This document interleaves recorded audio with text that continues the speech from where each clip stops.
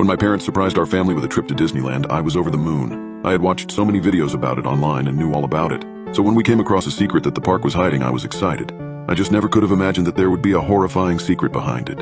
Our first day started out as normal as you could imagine, but things slowly got worse. We had invited our neighbors, the Fangs, to come to the park with us, and just having migrated from Hong Kong, the Fangs seemed pleasant enough. We'd met them a total of 4 times, which says quite a bit for my parents. Mr. and Mrs. Fang have 2 kids, Lynn and Anne. Anne was 7 and Lynn was 2 months older than me. Upon our second meeting or so, I immediately struck up a friendship with the kids. We began to talk about TV, and soon I learned that the girls loved Disney as much as I did. We kept walking until we came across the first ride, the Mad Teacups. I immediately noticed how the name was different. It was normally just the Teacups, and it was weird of them to change the name so suddenly. When I looked at the people on the ride, I felt goosebumps rise on my arm. Not from the adrenaline of watching a fast-paced ride, but rather the strange feeling of dread I'd been feeling the entire day. It was at a peak at the moment. Every single person on the ride was unconscious, heads lolling in the direction that the teacups would take them, and there were no screams or shouts of excitement that usually explode from an enjoyable ride. "I don't want to try that out," I blurted.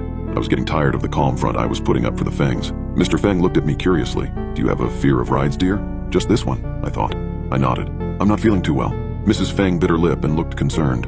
"Oh no, should we be worried?" A little too late for that. I shook my head and tried to gulp my nausea away. "Okay, we have 2 options," Anne said.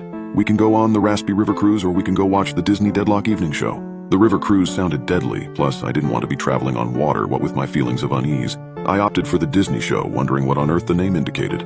Walking in, I knew to expect the worst. I knew it wouldn't be an average, happy-go-lucky, rekindle your childhood memories Disney movie fiesta. This entire experience was abnormal. I wasn't even sure if this was really happening at this point. The audience at the show was quiet, and I don't mean the low chatter, soft whispers kind of quiet. I mean dead silence, not one word. The only sound was the spectators shuffling into the theater. None of the Fung spoke either. They were silently looking around at other people, at the dark, empty stage. I did the same. I didn't feel like talking. Maybe I should just go to sleep.